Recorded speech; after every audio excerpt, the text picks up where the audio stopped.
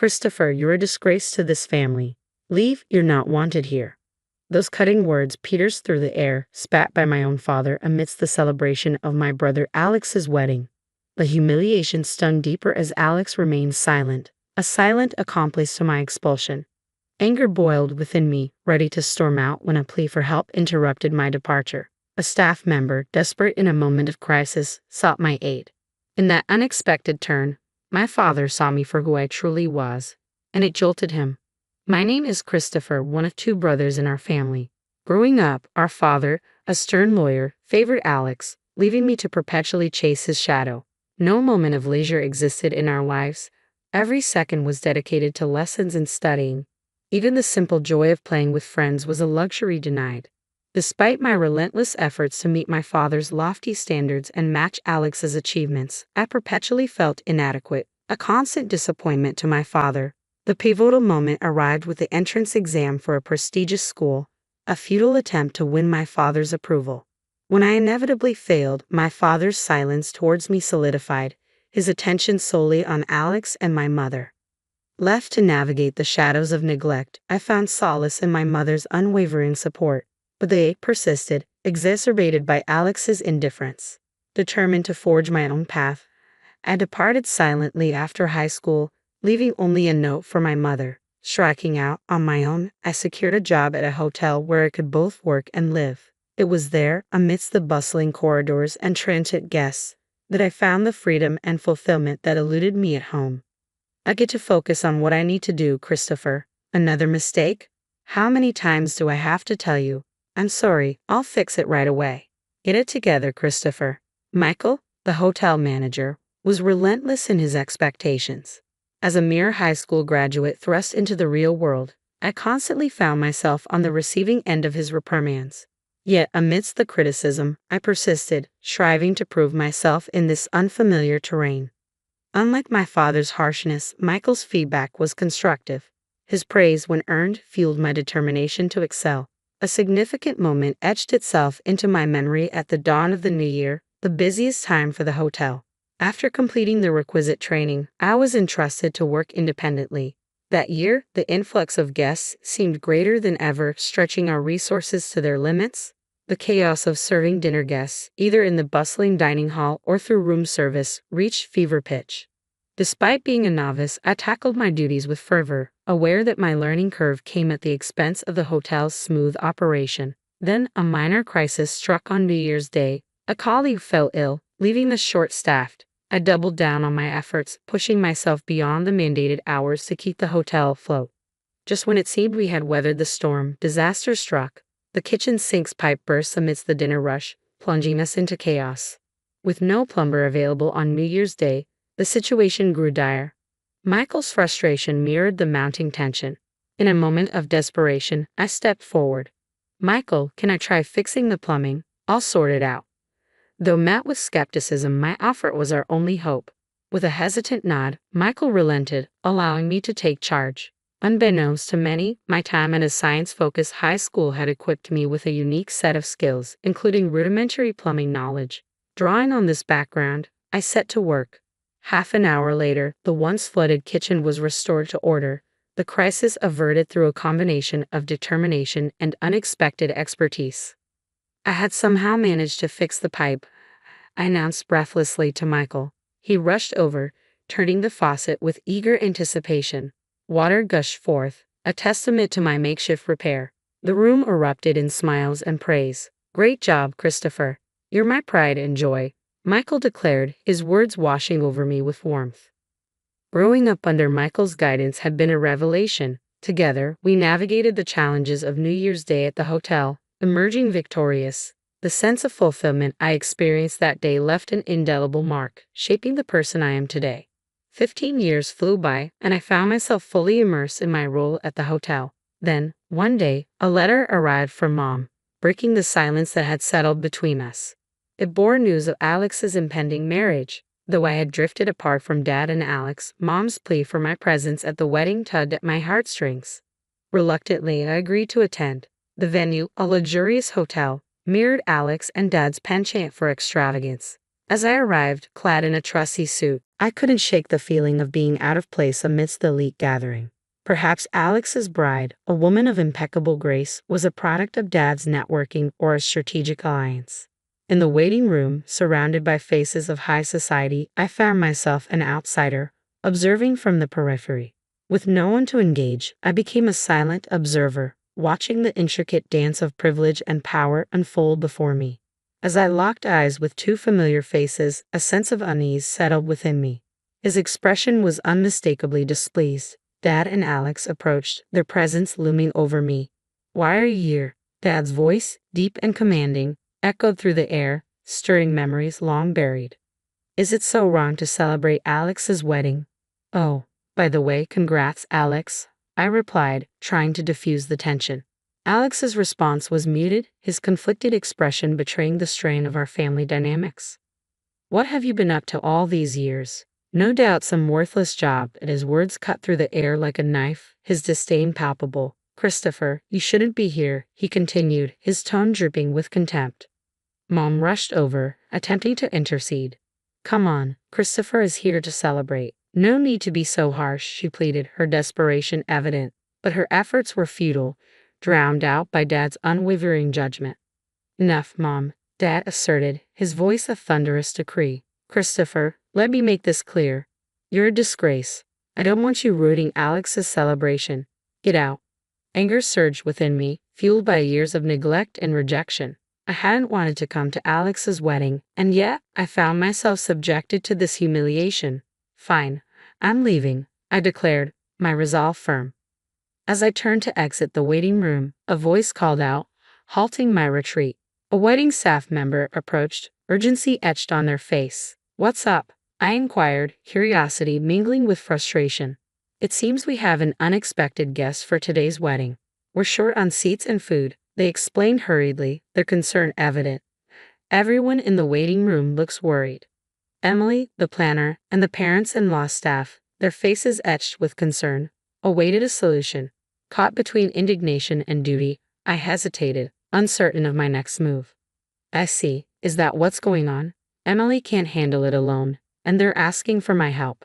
But what does this have to do with me?" I pondered, a torrent of grievances against Dad and Alex swirling within me.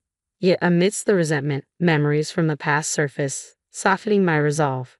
Recollections of Alex's kindness flooded my mind, the times he made space for play during our study breaks. If I walked away now, I'd be no better than Dad. With a determined sigh, I turned back to the wedding staff. "Can you take me to Emily?" I requested, a flicker of resolve in my voice. The staff member's face softened, and I followed them back into the waiting room, reclaiming the ground from which I had been expelled moments before. In the center of the room, Emily, Dad, and the bride's father wore expressions of concern. As I approached, Dad's eyes locked with mine, his demeanor bristling with hostility. "Why has Christopher returned?" he demanded, his tone sharp. Before he could escalate the confrontation, Emily intervened.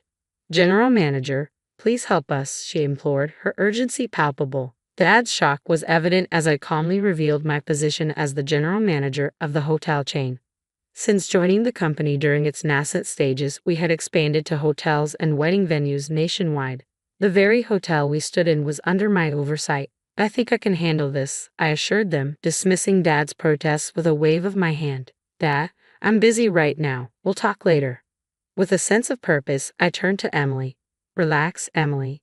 Get the seats and everything else ready. I'll take care of the food," I directed, watching as the tension ebbed from her features. "Understood.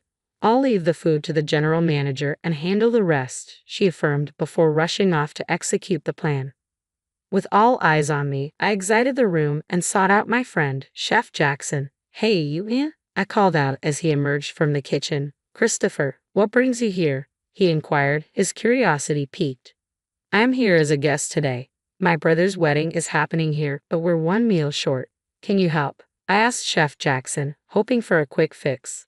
"Sure thing. I'll whip something up with my culinary skills," he replied confidently. "Much appreciated. I owe you dinner. Looking forward to it," I replied gratefully. After handling a few loose ends, I returned to the waiting room. The guests had already moved to the ceremony area, leaving only my parents and the bride's parents behind. As I announced the issue was resolved, relief washed over the room. "We've got an extra meal coming," I explained, seeing the tension ease from my mom's and the bride's parents' faces. My dad, however, remained conflicted, his pride evident. "Christopher, thank you so much. Because of you, the celebration can go on successfully," my dad acknowledged, his gratitude genuine. "It's all in a day's work as a general manager," I replied with a smile, leading the way into the ceremony hall. As the lights dimmed and the groom and bride made their entrance, I couldn't help but marvel at their radiant presence. The ceremony proceeded smoothly, and as mealtime arrived, I ensured everyone was served before finally exhaling a sigh of relief. With the ceremony concluded, I engaged in a heartfelt conversation with both families, sharing their gratitude towards me, especially from the bride's family, who thanked me profusely. "These moments are why I love my job," I admitted sincerely as their expressions of gratitude warmed my heart. "Christopher, thank you so much. We had the best day ever, all thanks to you," they expressed with genuine appreciation. "No worries. Wishing you all the happiness in the world. Thank you so much," I replied warmly before turning to face my dad and Alex. "Christopher, you did wonderfully. Thank you," my mom praised, her words filled with pride. Dad and Alex wanted to speak with me. As Alex apologized first, expressing gratitude for my assistance, I couldn't help but smile. "As long as I could help, Alex, it's all good," I reassured him before turning to Dad, who remained silent. With a sense of closure, I accepted their gratitude, knowing that despite our differences, we could find common ground. Just then, my cell phone buzzed, signaling more work awaiting me at the hotel in the next town over. Looks like more work, but hey, I enjoy it, so no complaints. "All right, I'm off. Got work to do. You two take care," I bid farewell, ready to embrace the challenges that lay ahead. It was a realization settling in. I probably wouldn't see Alex or Dad again. With that thought lingering, I left the room without a backward glance, my steps leading me back to work.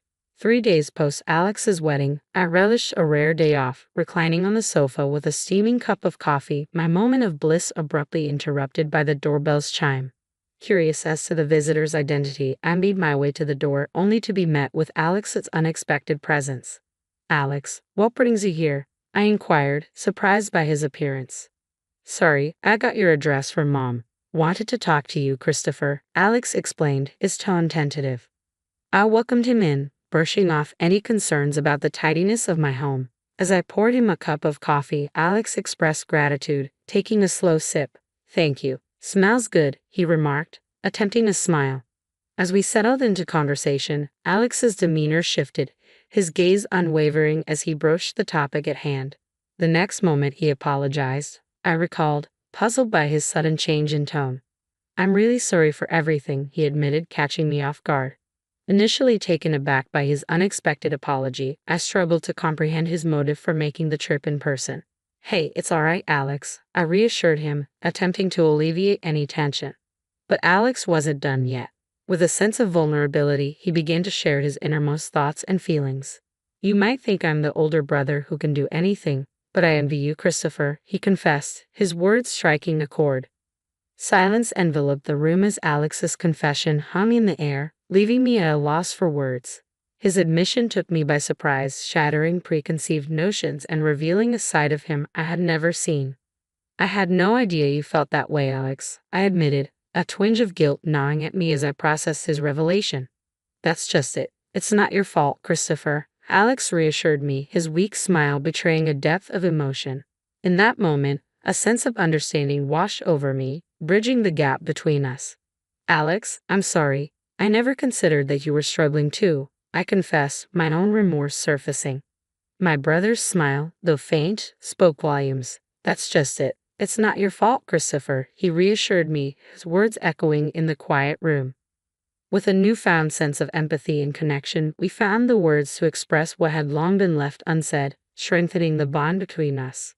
"I think you've been through struggles I can't even imagine. I truly admire that. But I also want you to know about me," I confessed to Alex, feeling the weight of my words as they hung in the air.